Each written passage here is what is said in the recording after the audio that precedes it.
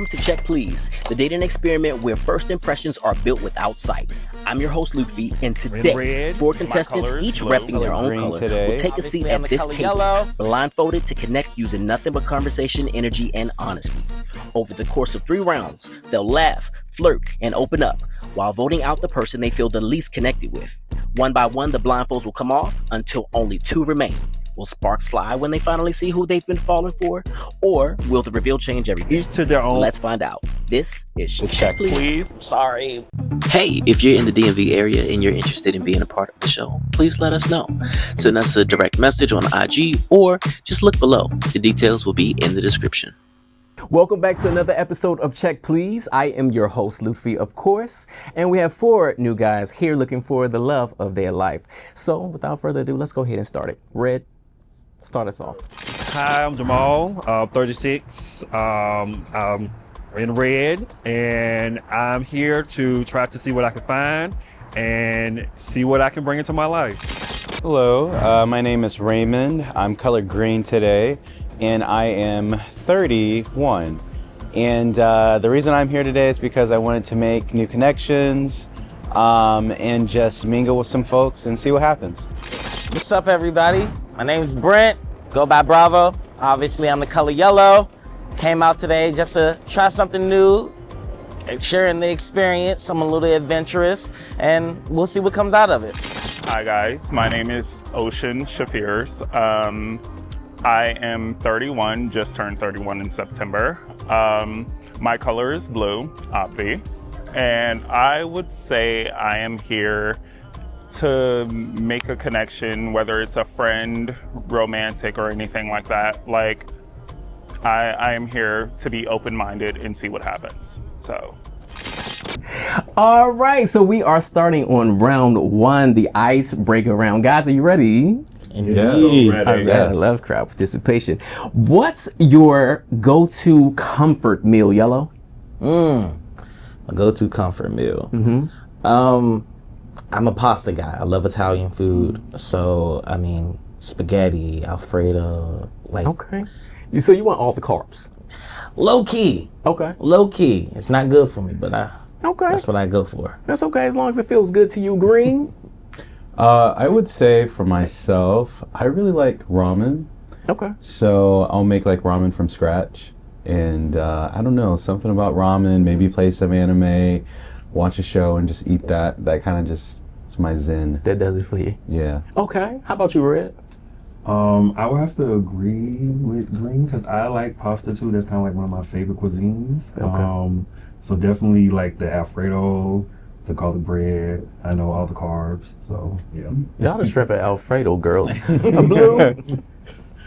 Listen, I need some baked mac and cheese, candy yams, collard greens, barbecue chicken, cornbread, any soul food. That's a soul food? Okay. We think Soul like the I need the soul food in my life as well. That is my comfort food. I can eat that every single day. Come on, I like that. Yeah. Y'all not afraid to get fat in here. I like that. I can eat. I'll work it off. It's fine. Perfect. Blue, since we're already on you, what is your love language and why?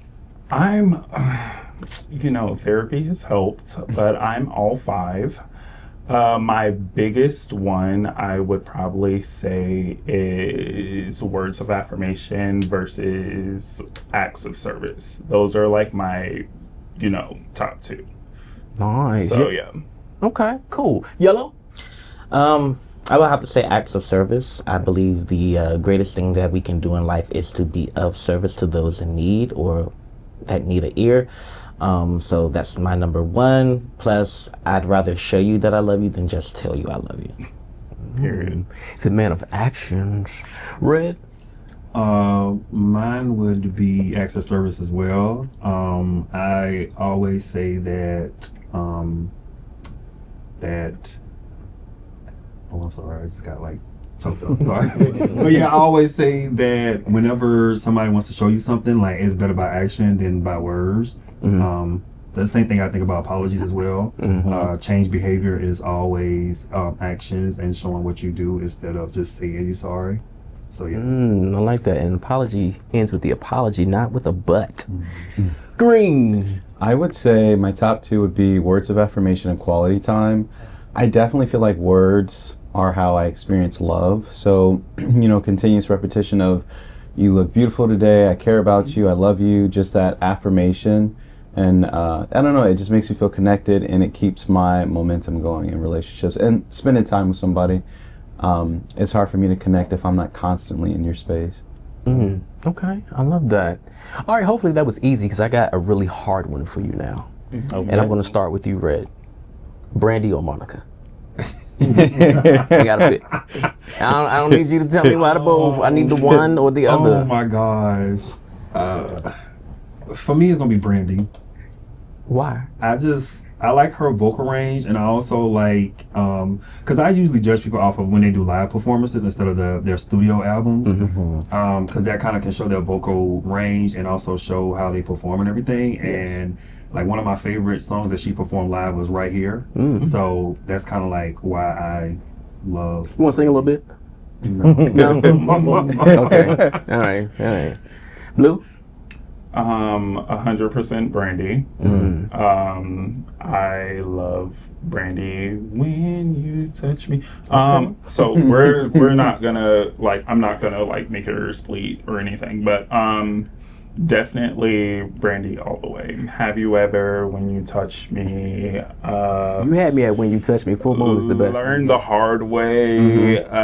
Just don't get me started. But yes.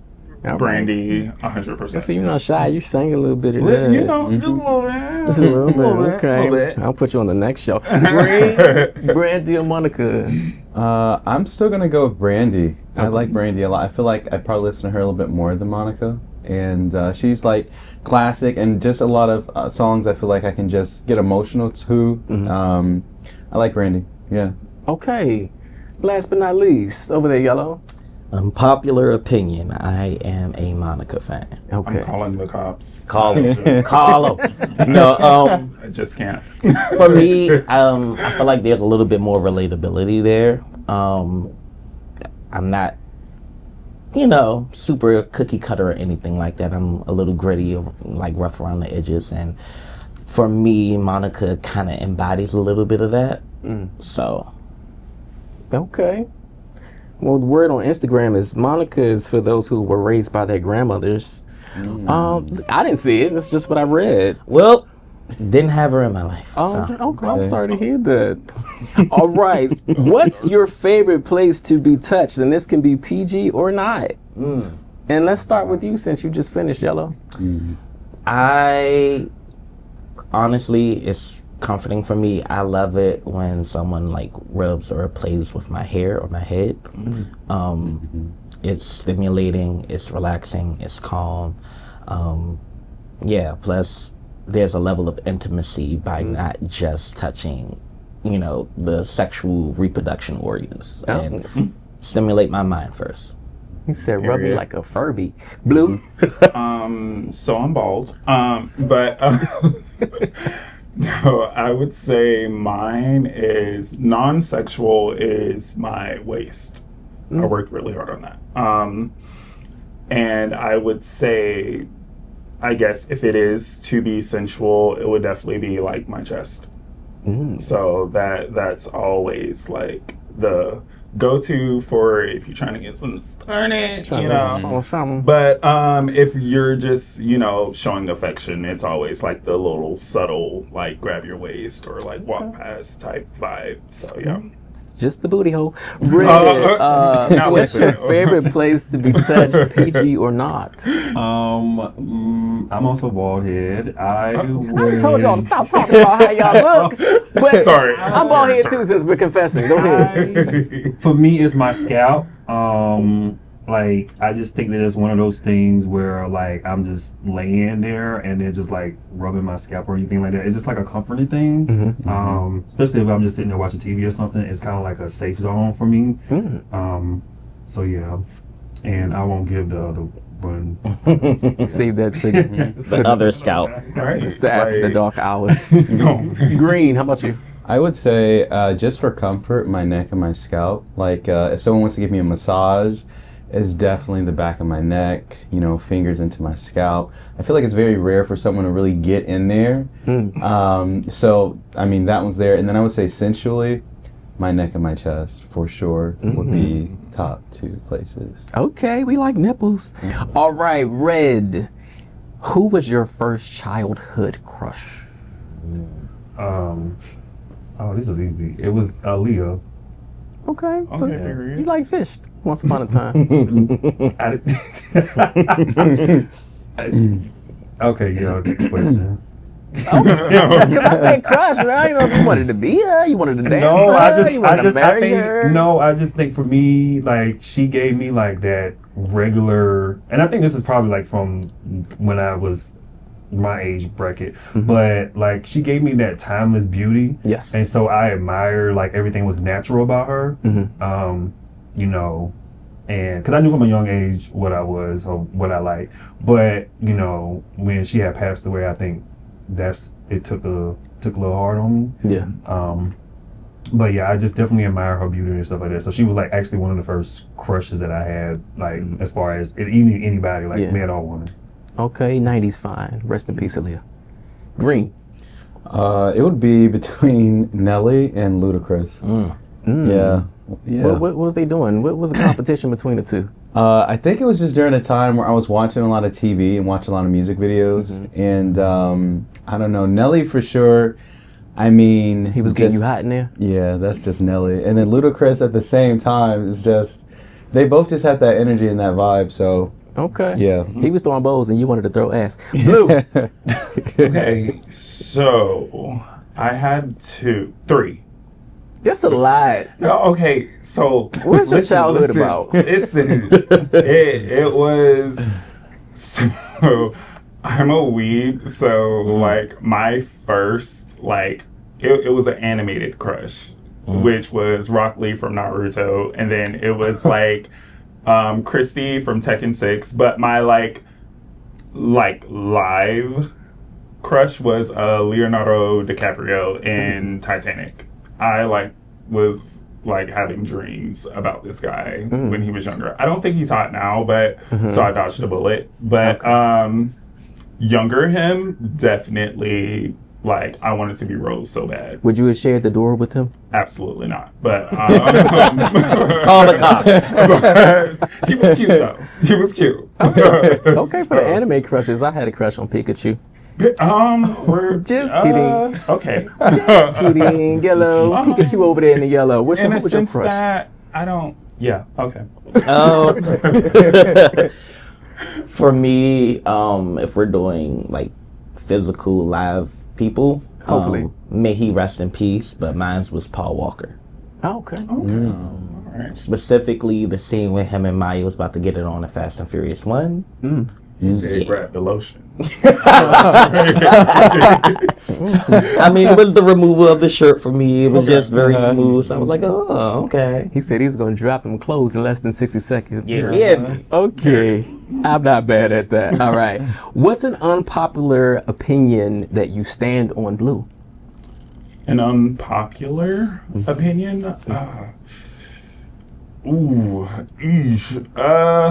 Unpopular. I think Kim Kardashian's great. I know she's like very hated, but I'm like, I love her. And fun fact, me and Kim Kardashian also have we're all 3 signs. Our moon, sun, and rising are literally the same. So, that's my sister. But I think she's great, even though everybody hates her. But I think she's awesome. We love Kim K. We have a lot in common. Yeah. Like I have a sister and a mother. Exactly. A job. Brett? I would... I know this is gonna probably turn Blue off, but that was actually the first thing that popped in my mind was that Kim Kardashian is the standard of beauty. Electric chair. Because I have a few friends that live for her. Don't get me wrong, she's gorgeous, but I don't think that she's a standard of beauty. Because in my opinion, I think that she's very as I call it, camera face value.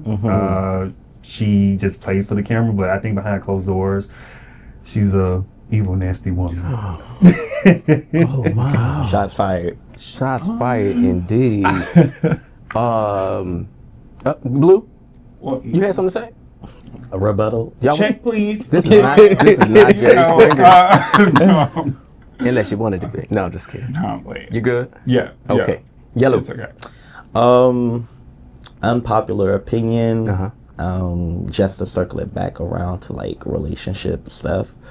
I don't believe in a better half. I believe we're two whole individuals that make a relationship work. Okay. Somebody's been to counseling. I love that. Yes, indeed. I'm not going to challenge that. Green?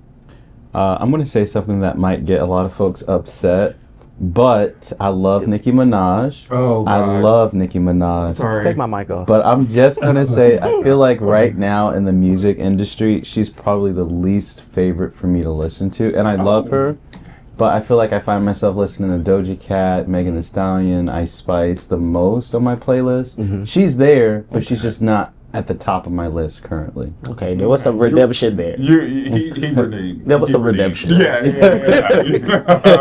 No, we love Nicki Minaj. She We has do. her moments. We love Nicki Minaj. She has her moments. Yeah. But Barty Gang. And then I have one more question before we move on to round two. If your life was being brought to film, who would you choose to play your mother and why? Ooh, there's a lot of oohs in over here.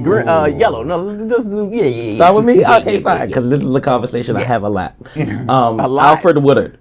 Oh, Okay. She not only resembles my mother when I was growing up and still to today some degree, but I feel like she captures the range of emotions that I've experienced with my mother, like the very strong resilience, push through type person, and that's embodies and encapsulates my mom. Like she's a very strong and emotionally stable woman. well, I will tell you from experience, she is a very sweet person in person. I believe that. To play my mom, I would probably say between Jane Fonda or Sanaa Lathan. Okay. Yeah. Okay. Sanaa Lathan, love you, girl. If you see this, besties. I have always related when it came to just Sanaa Lathan's mannerisms and how she reacts to everything. And then Jane Fonda is so chaotic that Absolutely. I just think like growing up with her was just like a wild ride and so much fun.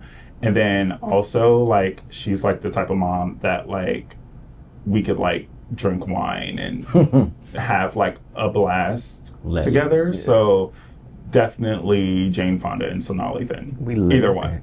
I love that. Jane is hilarious and Sanaa is aging backwards. Yeah, exactly. Red? Absolutely. I want those sheets. I would probably say Regina King. Yes. Period. And the reason why I said her is because, especially with the stuff that she's been going on with for the last like kind of 2 years, I just think that she's been very, very strong, even in the public view. And I just remember specifically an interview she did with Jimmy Fallon, when he asked her, is she okay? And she just kind of like, she didn't really say anything, and like how he just like broke down. Because sometimes I've had stuff with my mom where I just, she's asked me, oh, am I okay? But then it's just like, you want to be so strong, but sometimes you just break down. But I just think that she just had that character as to still being able to be a great mom, be able to provide.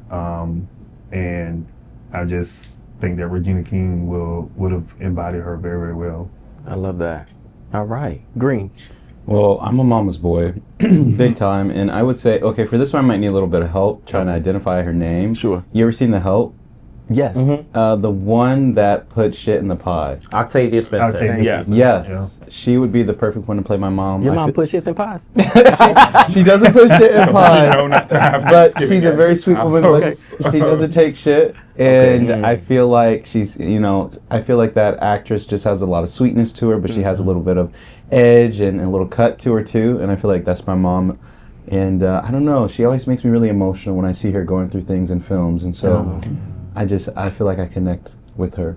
Okay. So did you like her in Ma? I was about to ask you. Like, The same. We had the same. were you empathetic? I was trying my best to be, but I knew she had some issues she was processing in that film. She sure did. She sure did.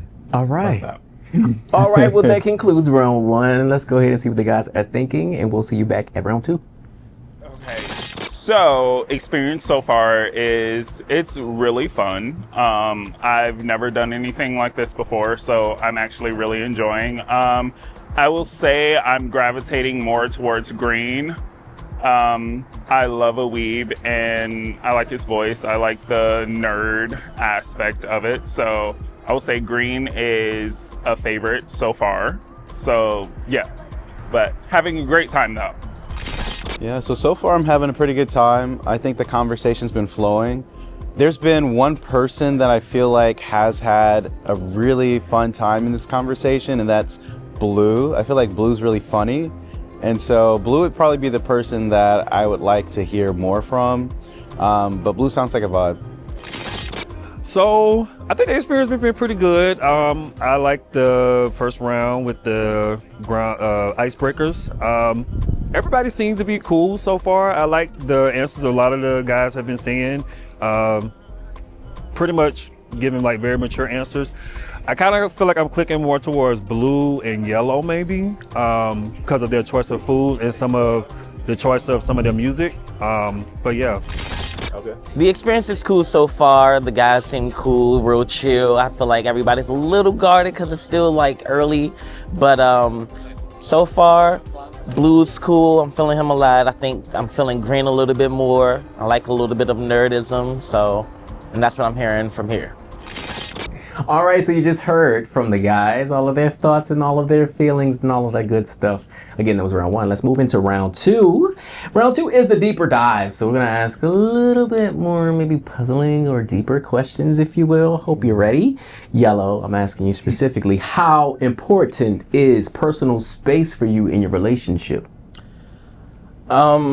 Harkening back to one of my answers earlier about us being two whole individuals making a relationship work, I get quality time is important to folks. I feel like we also need some separation to remain our individual selves. There's always room for growth. Sometimes the person you with may not necessarily be the agent that helps you grow. Sometimes it takes a little bit of personal space, personal time to collect yourself, get to the next level, regroup.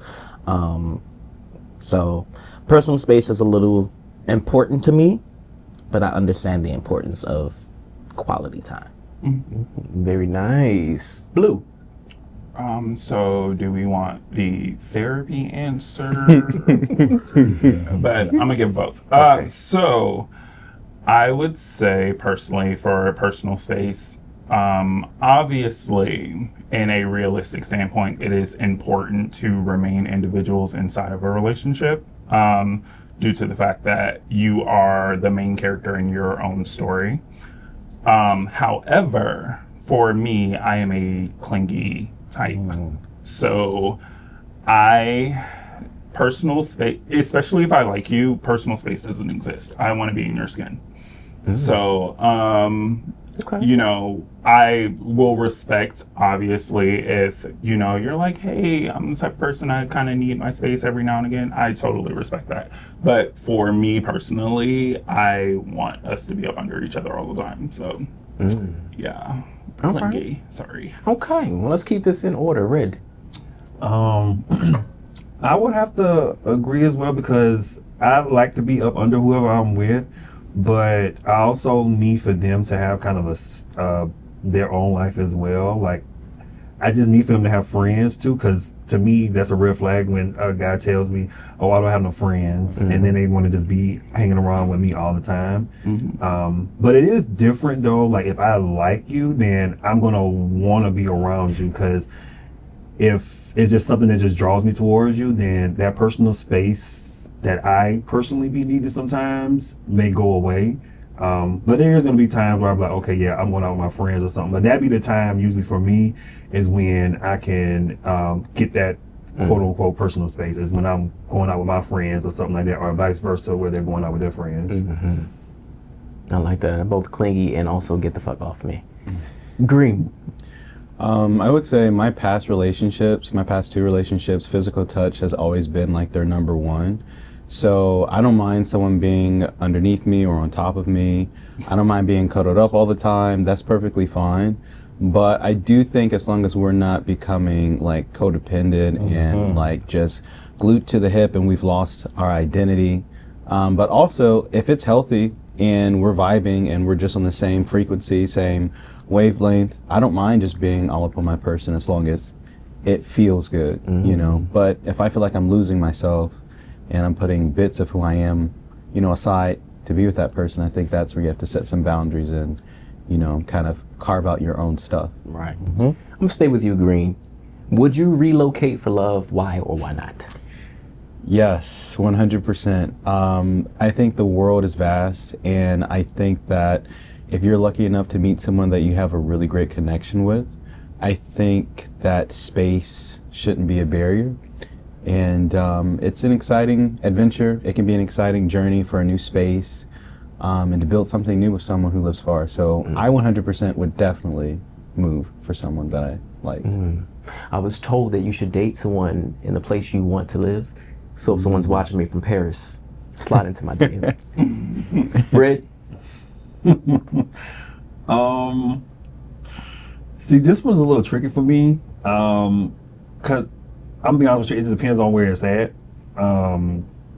Cause even though I could just pack up and leave, cause I don't really have nothing tying me to certain places, but it just honestly depends on where the person lives. Like if they out in the boom somewhere, it's like, no, I'm not, cause I'm a city guy, so I'm used to living in the city. You want to churn butter out in the woods?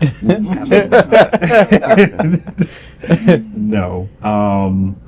But it just it depends on that, and then also it depends on the connection as well, because that will kind of maybe oversee it for what I'm willing to do and what I'm willing to go and everything like that. Okay. But yeah. Okay. Blue. Absolutely. I am a lover boy, so I feel like if the connection's there, I will literally, you know, be like, hey, let's do it. Let's, you know, figure it out. I can make a home out of anywhere. You know, survival skill. So it literally just depends on how great me and the person are, and how much we connect. But I absolutely would move for love. So yes. Okay. Yellow baby, we want to move to New Orleans. You coming? New Orleans, baby. Oh, a little gumbo, a little beignet. I ain't mad at it, but So no. no, I'm open to it. That's one thing that I will say about practically anything. I'm always open to the idea of anything, but a deeper discussion will need to be had, preparation, of course. And like Red said, it also depends on the connection that I have with that person. So if it's deep, if I feel like it's going somewhere, if I feel like we're moving forward, I have no problems packing up and moving. Okay, so let's say y'all move, Yellow. Do you believe in sharing finances or keeping them separate, and why? See, now that's a touchy subject. I believe if we are living together, then to some degree finances do need to be intertwined as we are creating this home together. But like my mom raised me to, always have your own, because you never know what may happen. But I believe sharing finances is a necessity as you are growing in a relationship. I see a lot of movement over here with Red. I feel like you got something you want to add to the conversation. I mean, no, I agree with what he's saying, because like that's one thing that my mom did teach me as well, is to have your own, because you never know, like sometimes people have alternative motives, so you never know what may happen. But I mean, I don't mind like getting a joint bank account, but I think that it would still be very proficient to have your own, and then they have their own. You know what I mean? Because we're both going to be, well, hopefully, both going to be working. So. Okay. You won't be nobody's sugar daddy. Absolutely. Sugar daddy. Okay. All right. Sweet in other ways. Green. I would say I definitely would like to have my own and have them have their own, but I do recognize there's going to be moments where we'll have, mutual bills, or maybe we want to save for a vacation trip or just have savings and things like that. So I would have some sort of, fund or account where we can put money into it, but would definitely have my own stuff to make my own purchases. I don't want people telling me how and when to spend my money in a way, but I mean, I'm down to collaborate on things that we need to have covered, but I definitely will have my own and have one shared space where we contribute to. Nice. And how about you, Blue? I want all your money. No, I'm kidding. I agree with Green. Same thing. Definitely have like your bank account, my bank account, and then like for like shared expenses as like if we do live together or vacations or anything, savings like that. Because if I'm living with you, we're building a life together. So that would incorporate us to have like a joint bank account for the things that we do together. However, keeping like your individuality and stuff like that, I 100% think that like we should have our separate bank accounts, but we have a joint one for like the things we do together. Love it. Red, do you believe in public displays of affection? Oh, absolutely. I definitely want to kiss you when we're out in public. I want us to hold hands. I want us to hug, like, y'all doing all a lot. of that. Huh? Y'all doing a lot. I was doing a lot. I'm just kidding. I mean, not at all in one set, but like if I'm like out with somebody, like we just went on a date, and when we're seeing our vibes, especially if we got comfortable with each other, to be able to say, give a hug, give a kiss, and then go on by our separate ways, like. But yeah. I love that. Blue, how about you? Yes, I like PDA. I, again, hopeless romantic, so I do want to like hug and kiss on my partner in public and things like that, because if you don't, I'm gonna feel like you don't like me. So yes, I 100% am all for the PDA. I mean, okay, but to an extent, like I don't want you to like tongue me, like exactly right. Like you're not shoving your tongue down my throat in public, but yes, pecking, holding hands, hugging, stuff like that, like making it known that we are a unit is absolutely, I'm all for it. We gonna do it in this booth. Okay, period. Yellow. PDA. Well, if I'm being completely honest, haven't really experienced PDA. How about BDSM? I'm only Wait a kidding. minute now. He's like, hold on, I know something I took about a that. left turn down Albuquerque. But I mean, like all things, like I said, I'm a pretty open person, so I'm always open to experience new things. It's just that in my past relationships, I know that going out wasn't really a thing for most of my partners. So we spent a lot of time indoors or at home. So that's really the only explanation. But is it okay to ask questions? Absolutely. So y'all didn't go out to eat tonight? very rarely. Okay. Very rarely. And when we did, because I get the part of not going out. Yeah. Like when somebody say going out, I think of like clubs, bars, and stuff like that. But going out to just eat, like, okay. no, yeah, like we went out. It was very rare, but even still, I think, harkening back to what I said earlier, being a conversationalist, I'm comfortable with just talking about anything in public and of that nature. It's just that we've never really had the chance to be affectionate towards each other in public. Gotcha. Okay. So you throwing them down on the table or not, Green? So for me, I think it just depends on the setting. Like, I'm the type of person where, I don't want to say time and place, but if I'm around my family or if I'm at a movie theater or if we're at dinner, sure, I don't mind.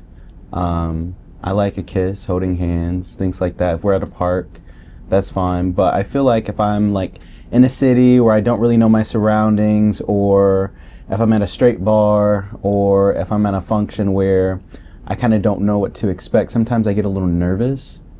And that's not because I don't like my person, but it's just because I don't want to feel uncomfortable. Survival tactics. Yeah. And I feel like throughout just my life, just growing up and being gay and things like that, I've always had to just kind of watch my surroundings and kind of figure out, like, is it okay for me to express this in this setting? And being in like big queer spaces is kind of new for me as an adult. So in queer spaces, absolutely, for sure. But like in really straight conservative settings, I pull back a little bit. So you're like situationally aware. Yeah. Of certain places. Okay. Yeah. I get it. Yeah, that's understandable. Green, are you a new gay?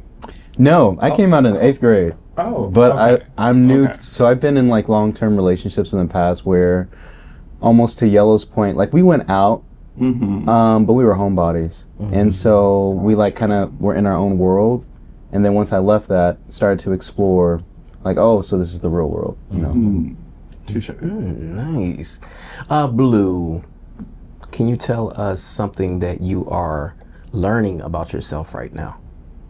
I am learning. Oh, this is a little deep, but I am learning to be kind without reward.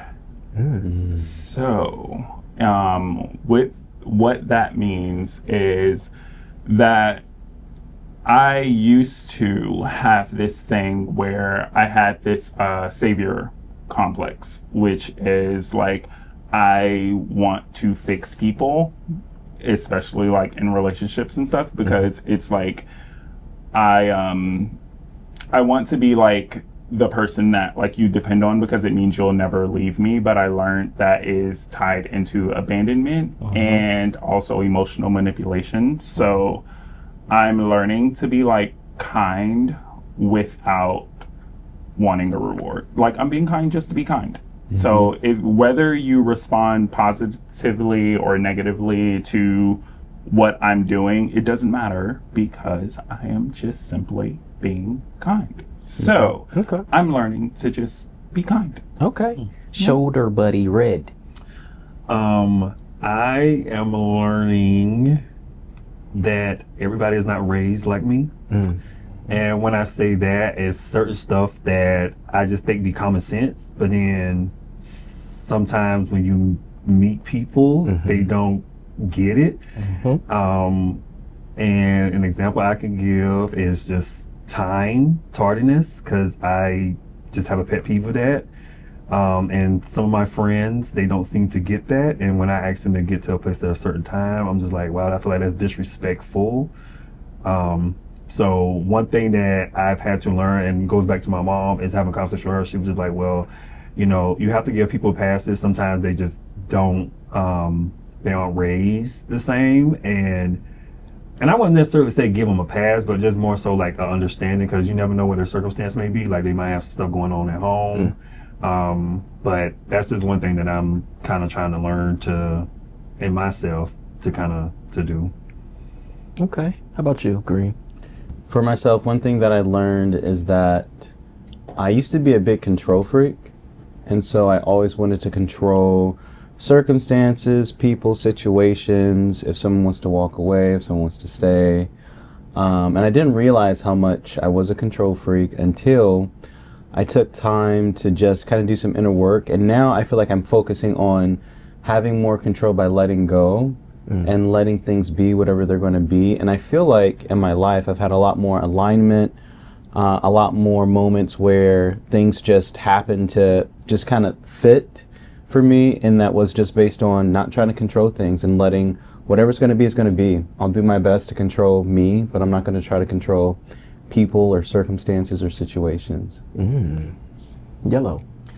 For me, it's more of a relearning situation. I'm relearning how to live fully. There was a time where I sheltered myself off from everybody, more solely because I felt taken advantage of and used in every situation. not just like relationship wise, but financially, like in different circumstances of life.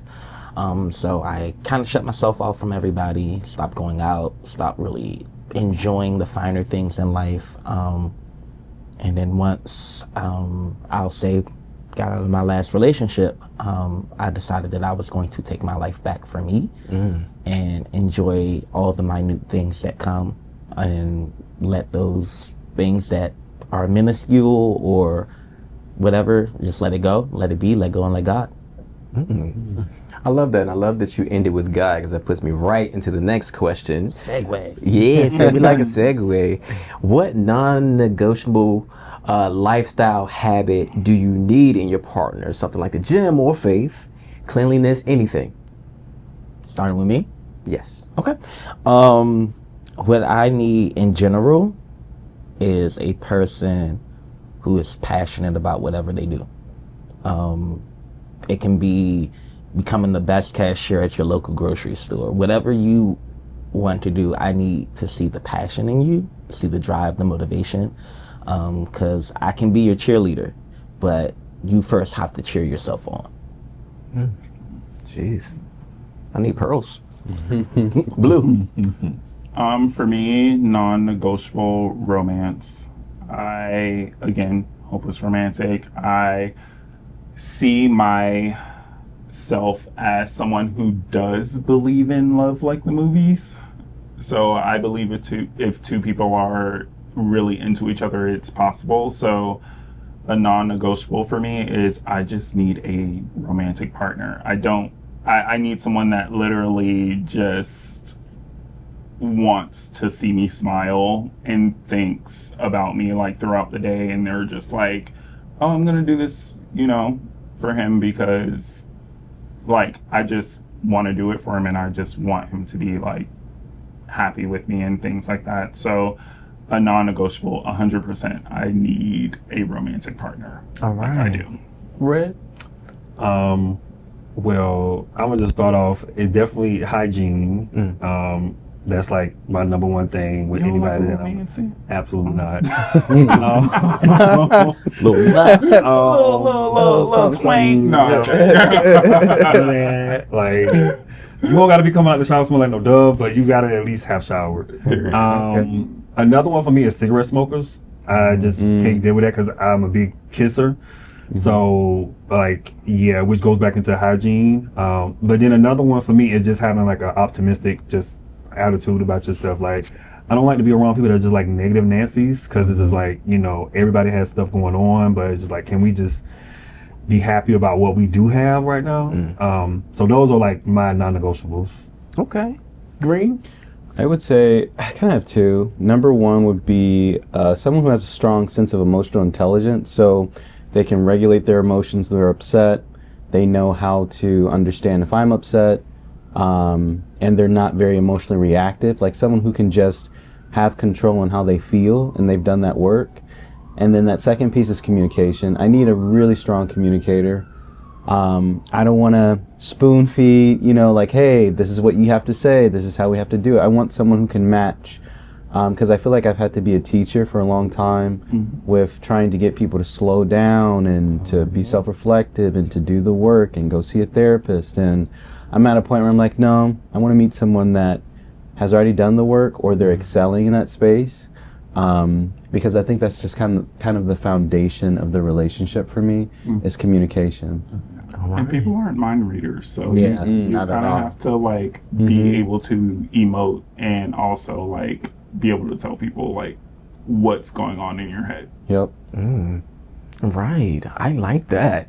That concludes round 2. We're going to move into round 3 right after we hear what the guys are thinking, what they're feeling, who they like, who they don't like. Because somebody has to get the check, please, and go home. And we're about to find out who. So my experience with the second round, I love deeper questions that cause conversation. So I really enjoyed this round. I'm still Team Green. I feel like he's very emotionally intelligent, and that's like my biggest thing is I want emotional intelligence. I will say who I'm least gravitating to is probably red, only because it's just simply, I just feel like there's like a absence that I'm not really feeling. So I feel like red should get the check, please. You know, not because he's not like an awesome person or anything, I just don't feel the connect there. So far, I do feel like the conversations are still going well. However, I would say out of the three of us, or the four of us, I would say, unfortunately, I like what Yellow has to say. However, I'm not quite feeling the connection with that person as much as the others. So I would say Yellow would probably be the person I would give the check to. So far, it's still pretty good. The guys all seem to be pretty good. It's kind of hard. I think for me, it would have to be Yellow that would have to get the check, please. I think for me, it's just the not being able to go out to eat. I think that's, but each to their own. Yeah. I'm gravitating towards blue. Yeah.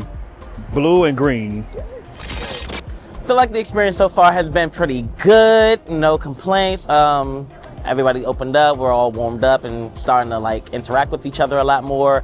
If I had to pick somebody that's at the top of my list as of right now, kind of shifted from the last round. I'm kind of feeling red a little bit more. If I had to say somebody had to get the chop, yikes. I'm gonna have to go with green, unfortunately. Sorry. Kind of not, but sorry. All right, so we've heard from the guys. We see where they stand. We understand now who needs to go home. And this is the part of the show that gets so emotional for me. No, it doesn't. All right, so guys, are you ready to see who's gonna get this check, please, and get on here? Yes. Sure. Red's like, I already know who it is. So the person who had the most votes, to go home to get this check is going to be you, Yellow. You are eliminated from this round. Please go back to the villa and get your things. You can remove your blindfold, take a look at the guys. Don't say nothing about the guys. But these are the bastards who sent you home. All right. Thank you so much for participating. We'll be right back. All right, got the chop. Not a fun experience. I can tell you that firsthand. But hey, it is what it is. The heart wants what the heart wants. But anybody out there, if you're trying to find me, my Instagram is volmostcool. That's VLMOST_C00L. All right, so Yellow had got the chop. He had to get the check, please, and go home. And life goes on. I'm so sorry. Thanks again for coming, though, Yellow. All right, let's go ahead into round 3, and this is the emotional test. I know we got a little bit deep on that last round. Hopefully, we can get deeper. Red, I want to start with you since I'm right here in your ear. What's a feeling you have a hard time admitting out loud?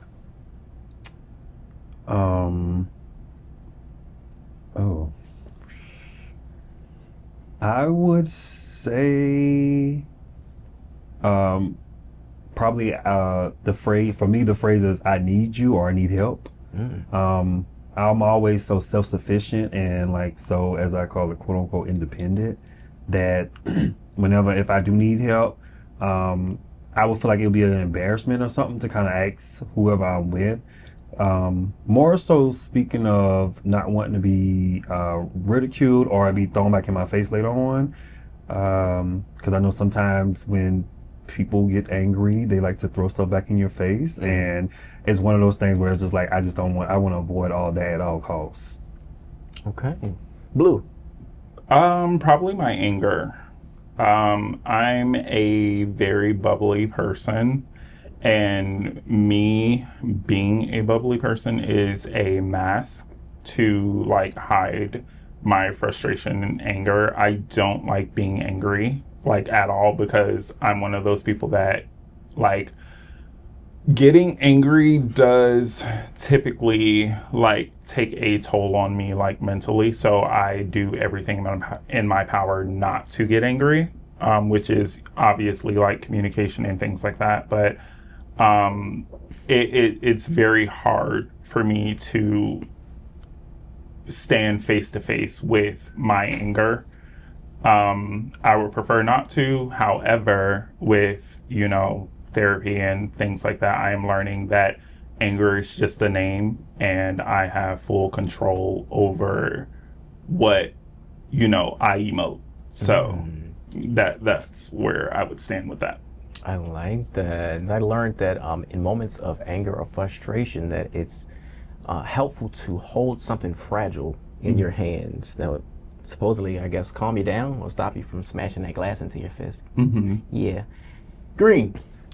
For myself, I would probably say I would struggle with anxiety. So I feel like I'm a pretty straightforward person. I'm good with communicating how I feel. But anxiety is probably a place that feels most vulnerable for me. And I don't know if folks are going to judge me for it or look at me differently if I am anxious about something. And so if something comes up and I do feel a little anxious, it's the thing that I try to tiptoe around. And if I bring it up, I try to be funny about it or lighthearted about it. But it's just the one that I feel like I'm least confident about talking about. Can I ask a question? Sure.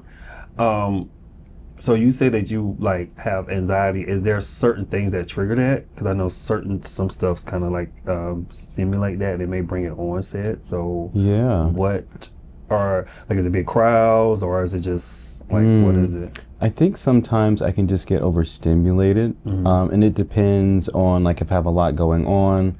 Like if I have a lot of projects at work on top of projects outside of work, I might start to feel a little anxious because there's a lot of moving pieces. So I feel like it's kind of paired with just being overwhelmed. If there's a lot going on, I can start to feel a little anxious. Okay. And then sometimes people have big personalities, and sometimes big personalities can make me a little anxious because it's just a lot to, you know, digest. But I would say that would be kind of what could make me anxious.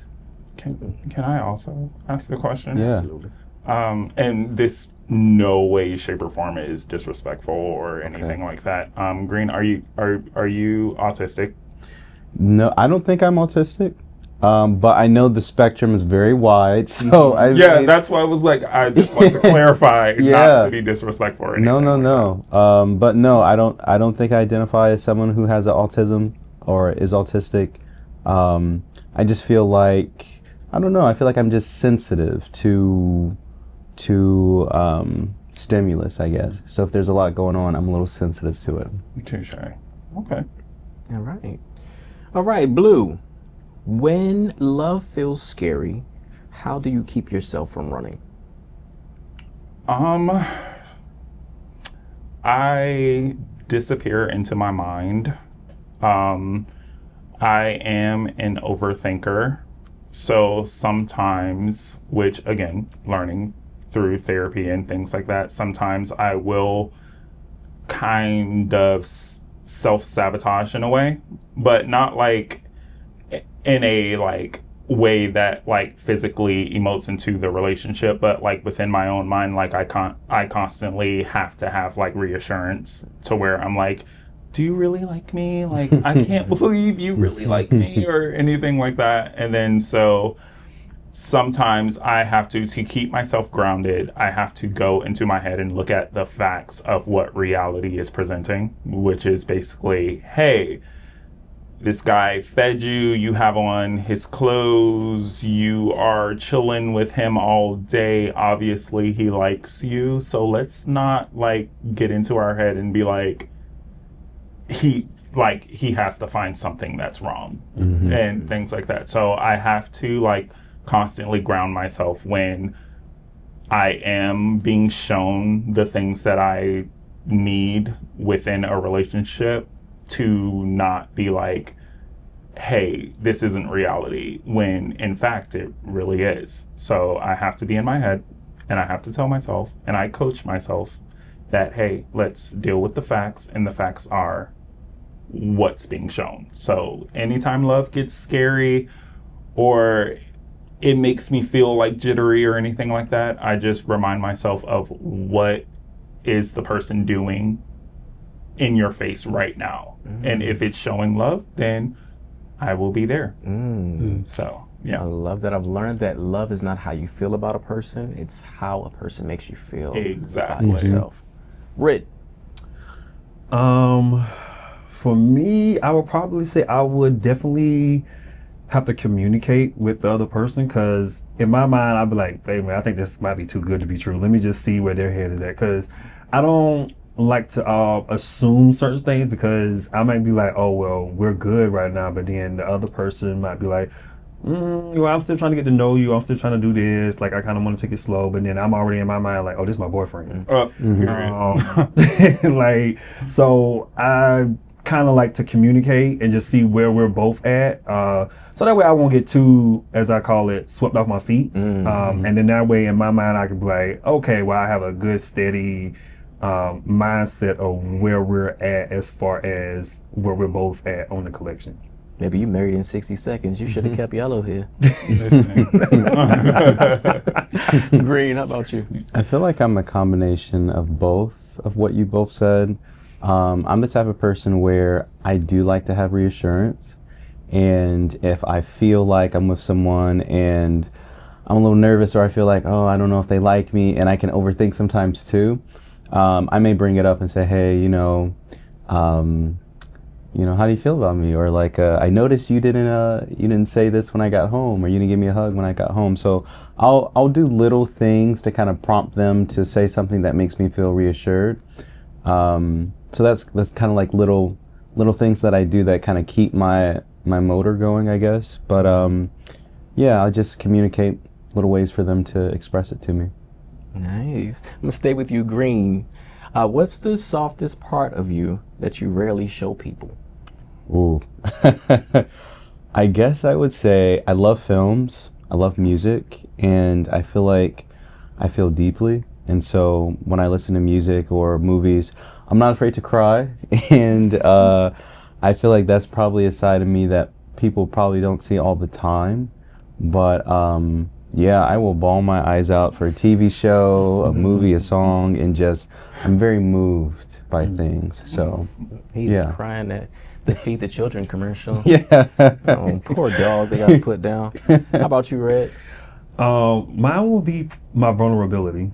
I agree with Green. Like, I can definitely cry at certain stuff. Like, I'll be on Instagram scrolling and see like certain little reels where like somebody needed help, or where like there's like some of the I guess you call them TikTokers, where they be helping people. Like they'll ask the person for some money, but then the person will give it to them, and then they be like, oh, here's $1,000. So to me, I feel like that's very moving. But it just really takes a lot for me to be vulnerable with somebody. Because again, as I stated earlier, I just don't want nobody to kind of throw stuff back in my face. And I just speak on that because of past experiences.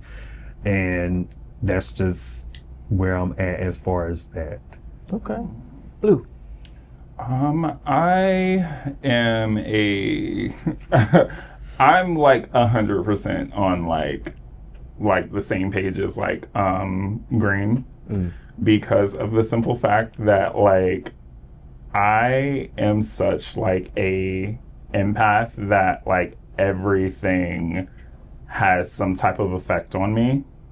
And like I'm very big into, obviously, as I stated before, like rom-coms and movies and things like that. And like Pokemon, the first movie, bawled my eyes out. Like I'm talking like when Pikachu was like, and yeah, I'm talking, and we thought Ash was gone. Okay, sorry, getting off track. But, anyway,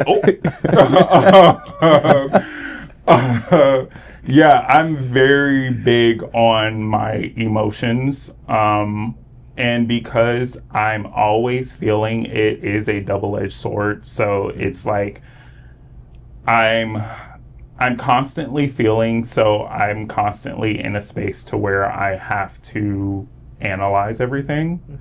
But like when it comes to my vulnerability or anything like that, my softness is my feelings. Like I'm so quick to cry or anything like, and I'm not ashamed of it. Yes, I will absolutely cry if you step on a flower that was really pretty, and like, okay, because why would you do that? Well, you know, that's perfect because you guys kind of, I guess y'all may have seen this card before we started because you're talking about crying, and that is literally what I want to know. When was the last time you cried, like a real cry, Blue?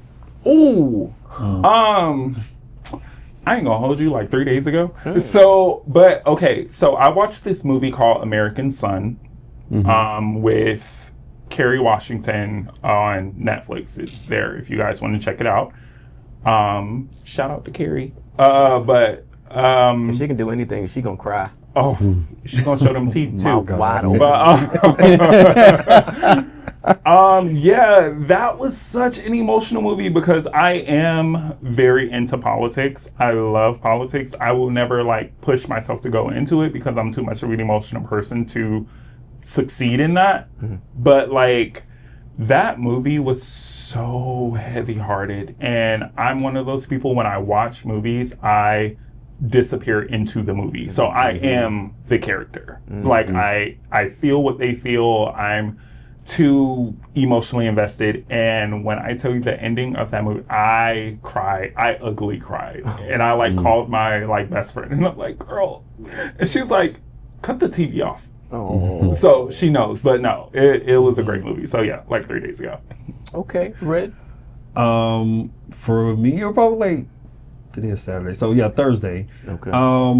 Because I was watching this series, or I guess documentary on Netflix called The Perfect Neighbor, which is new. I saw that. And towards the end, when all the stuff had happened, and just seeing like that lady's kids cry, and like seeing some of the neighbors cry, it's just like, okay, this is the community. And like one of the neighbors was the neighbor that was actually crying, that was trying to help the lady. She was white and everything like that. And it just, to me, it was just like, and I'm into politics, but I'm not into politics. But it just kind of brings me back to, you know, what America was when it was just like, it didn't go off of race or nationalism or anything like that. Right. And just how everybody was just trying to make sure that this lady was okay, as you know, after the whole incident had happened. And it just really felt for so bad. And then just hearing her mom talk in the courtroom, like it was just like, you know, it was very emotional. And yeah, it was a lot. Cry. Yeah, it was no, not ugly cry, but it was you know, it was a lot. It was a lot. It definitely was like, it was a little few tears, you know, but it was definitely it was definitely a lot, and it definitely hit the heart kind of hard, because it was just like, wow. Okay. It's not an ugly cry. Okay, it was like, not all that. I'm sorry. I'm sorry to disappoint. I need an ugly cry since Red didn't want to give us his. When was the snot just bubbling out your nose? Oh my God. Ooh. Shirt wet. I can't remember the last time I've had like a full-blown ugly cry, but I would say the last time I cried was, so I like anime a little bit, and there's this show on Netflix called Demon Hunter. For K-pop. Oh my God, it's so good, and it's so good. I think I just saw myself in a lot of the characters, and then I had a best friend at the time, and she also was kind of going through some of the things that were happening on the show, and I think towards the end, towards the climax of the movie, there was something that happened, and I don't know why, I just started crying, and it just pulled me into it. It was unexpected, and I don't know, I definitely have a lot of, you know, empath in me, but I felt very connected to it in that moment. So about maybe like 2 weeks ago, I would say. Wait, Green, have you seen To Your Eternity? No. Oh, what is that? It's an anime. It's so depressing. Oh, it's so sad. Is it on Netflix? No, it's on Crunchyroll. Okay, Crunchyroll. Yeah. Oh, okay. Yeah. Okay. Thanks so much, K-pop. K-pop. What does healing currently look like for you, Red? I gotta take a sip on that because I don't know what cup is it. Okay, thank you. So for me, yeah, I'm all right. So for me, healing is basically shunning out all negativity that I have that's going on as far as life, and I say this with all respect, like, and this includes family, used to be friends, current friends, everything. Like me right now, I'm just trying to protect my peace and just trying to stay in like just a good aura and what I have going on, because I just believe like what you put out there is what you get, and so I'm trying to just put out there like very, very just positive energy and just trying to do right by people and everything like that, so it can come back to me tenfold. So that's what I see as far as healing for me, and especially like as I put emphasis on it with the peace, because that's just something that once I reached a certain age, I was just like, yeah, that's what I want right there, because I just want to be just good. Okay. Blue?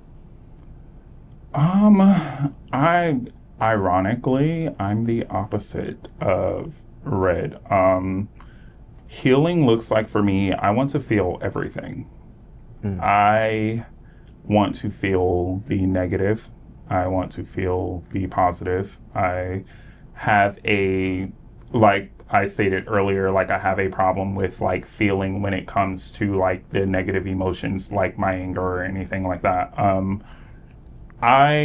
Healing for me is when I am standing in a place to where I can confidently feel everything and understand and give it a name and move forward towards what does this do to service me in life. And I think like when it comes to peace, we label peace as this like thing where we have to always be in a state of happiness.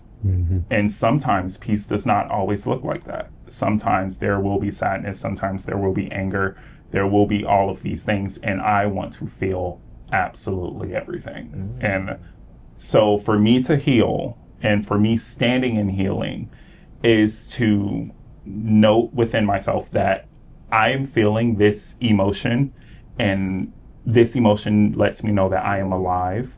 This emotion lets me know that I am a human being. This emotion lets me know that I am feeling and thriving and breathing and all of these things. So that is what healing looks like to me versus, you know, the typical standpoint on peace. I love that. Embrace and regulate. Ask a question. So with negativity, how do you compartmentalize that? Because I know earlier you said that you were very empathetic and stuff.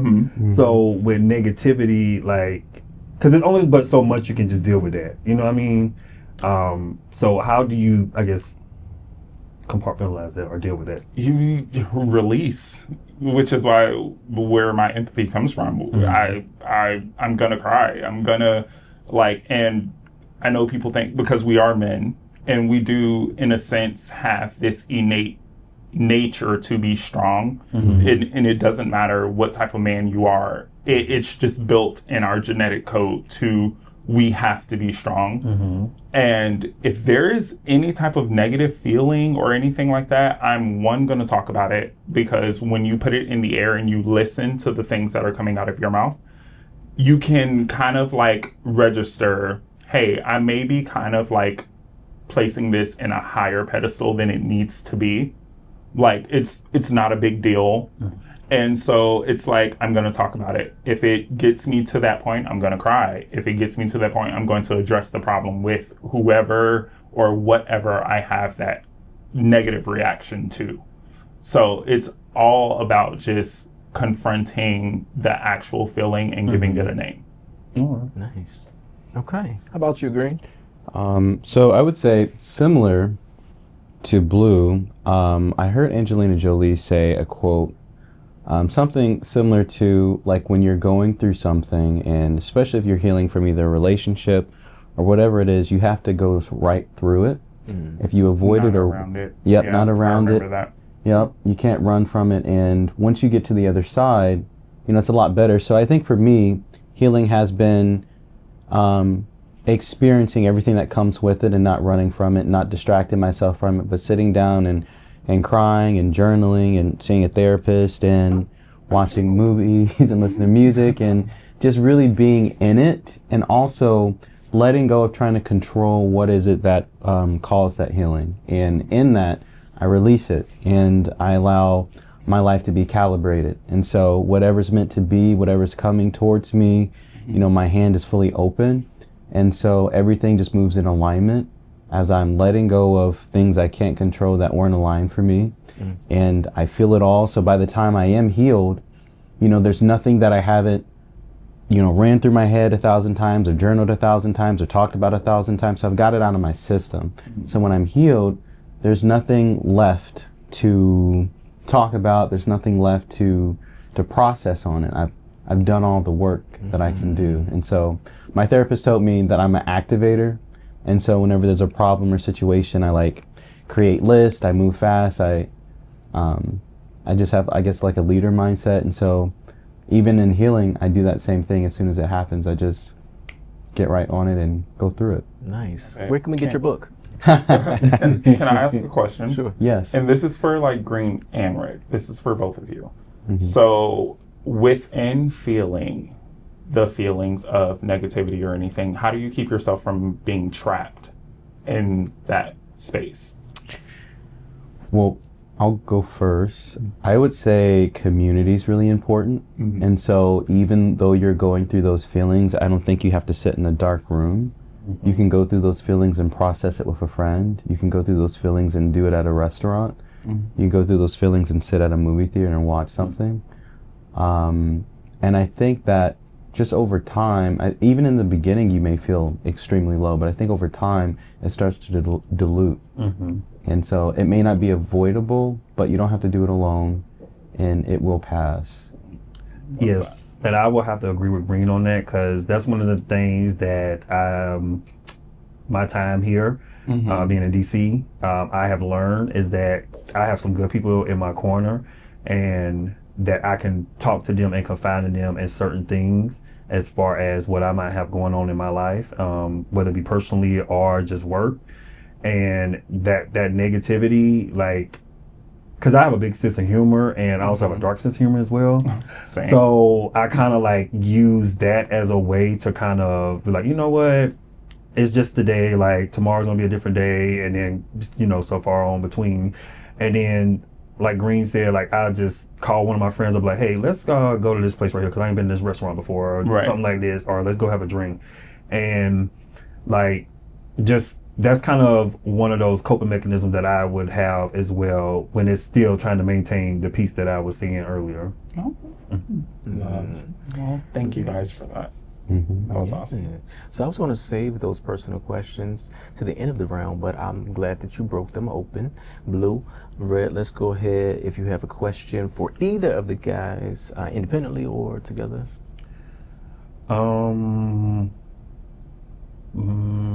My question that I have is, what is your, because I know Green mentioned it earlier, but emotionally intelligence, like, are you in tune with it? I mean, I think Green don't have to answer, because I think he talked about it earlier, but Blue, emotionally intelligence, where are you at with that? Do you have, I'm not, because some people might have understanding, but then, you know, I just want to hear your standpoint on it. I am like, I am highly emotional, like emotionally intelligent. I'm a huge therapy buff.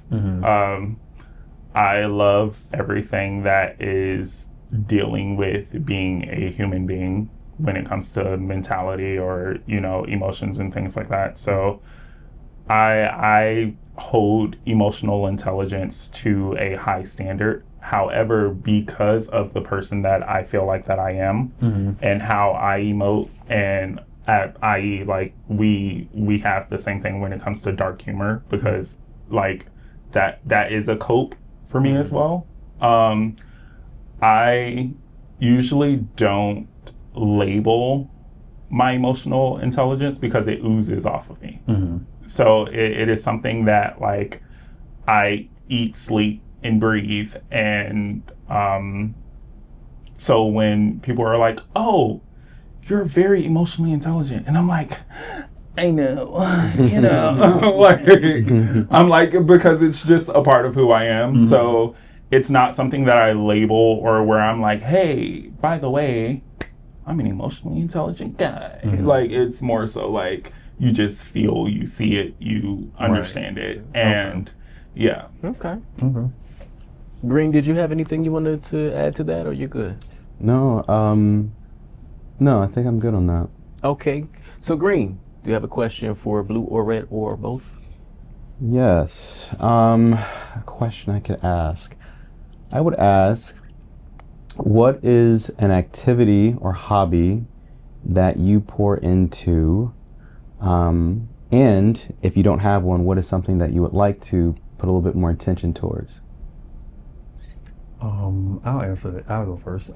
So for me, a hobby or activity, I love traveling. That's like one of my biggest things.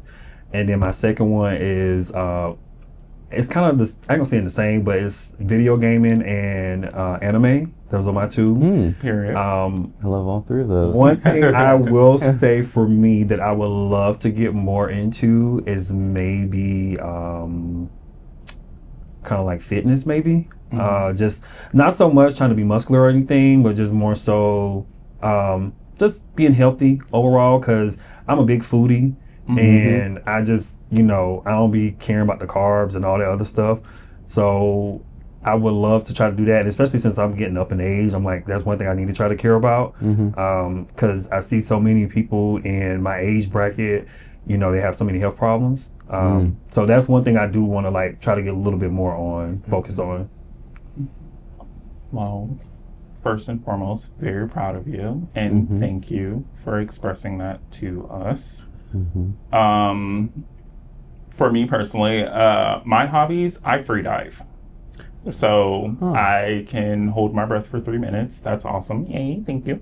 I'm a very adventurous person, so I love things that scare me. I love to challenge my fear, unless it's like snakes or spiders. Those are like absolutely not. But and then so there's that side. That's the extroverted like side of me, is that I want to climb something, I want to hike, I want to swim. I sadly do not go to pool parties to look cute. I'm like absolutely the person that's like 90% of the time under the water. Yes. So, and then the introverted side of me is I am a huge gamer, as well as I am a like extreme anime fan.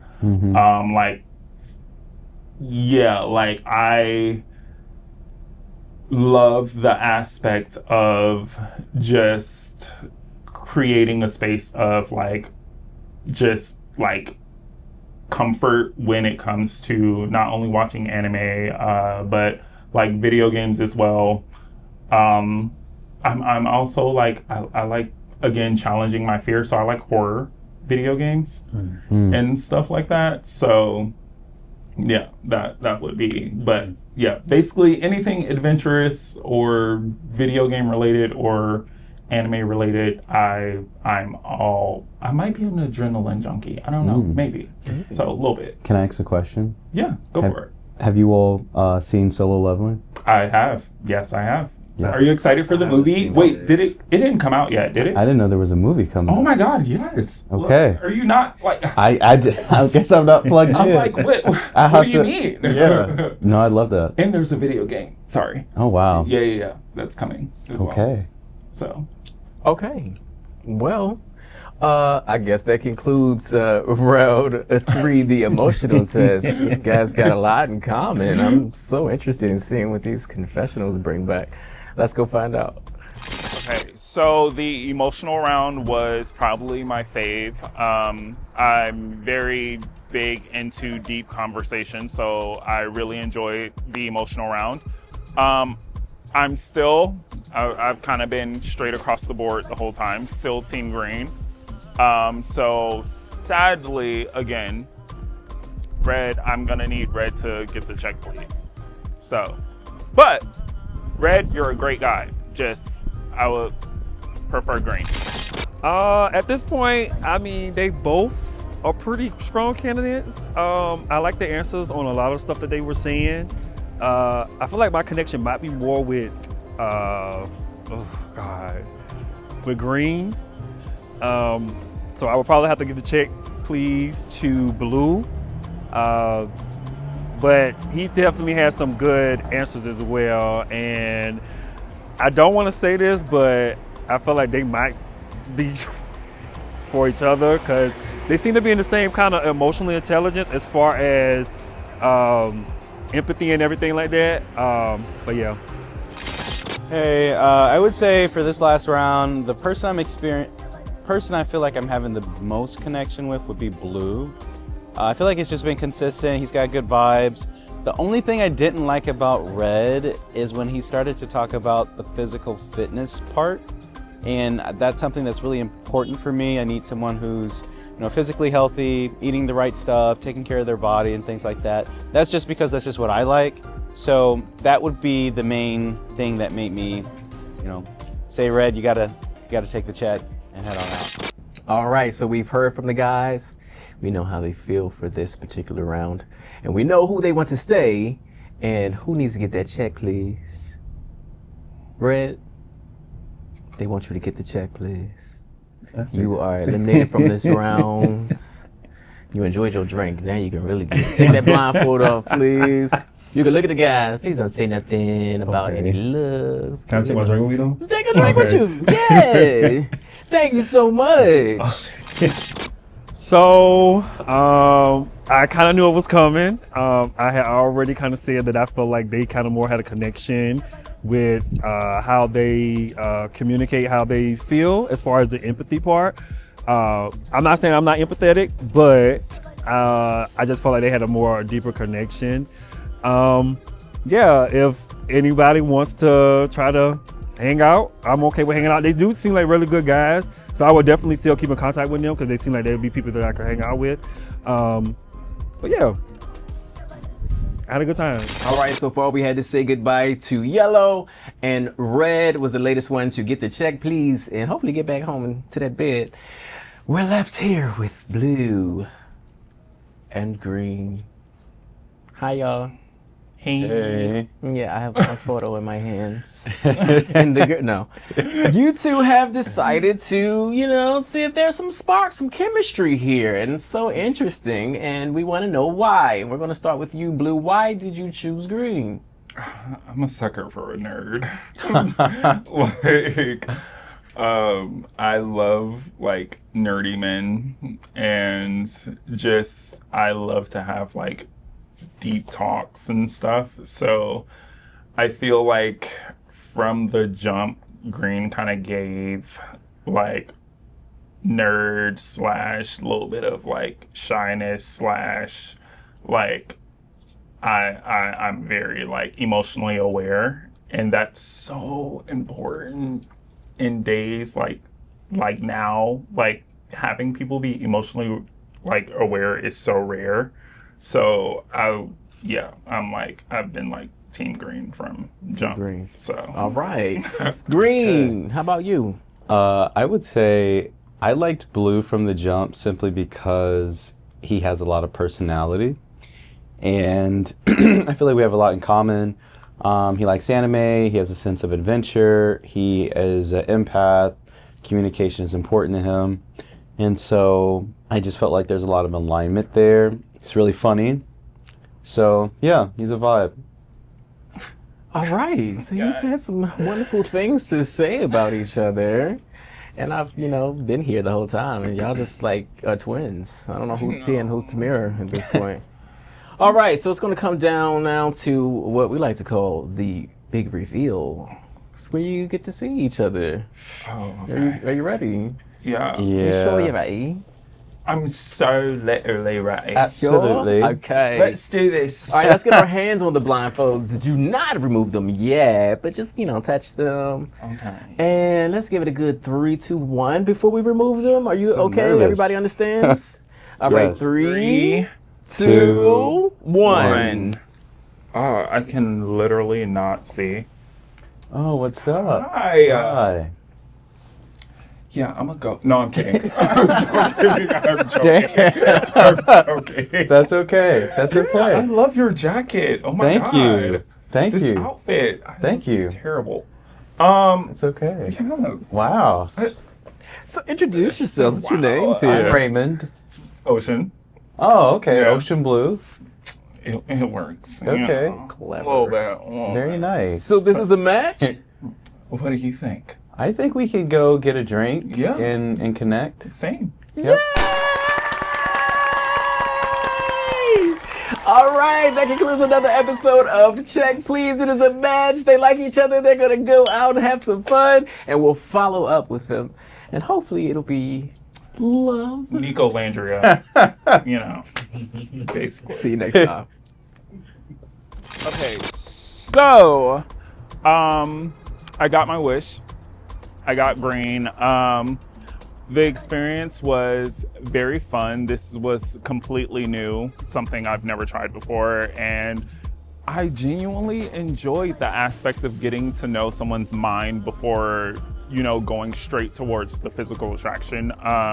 The reveal was great. Green is a very handsome guy, and yeah, I'm excited to go grab a drink and see where it goes. So yeah, I'm open to all endings. Yeah, so overall it was a great experience. It's really interesting, kind of like the whole Love is Blind experience. But I'm excited to just connect, make new connections, and just see where things go. So I'm excited to just meet someone new, and I think that'll be fun. Hey, if you're in the DMV area and you're interested in being a part of the show, please let us know. Send us a direct message on IG or just look below. The details will be in the description. Camera rolling, mic on, let's go.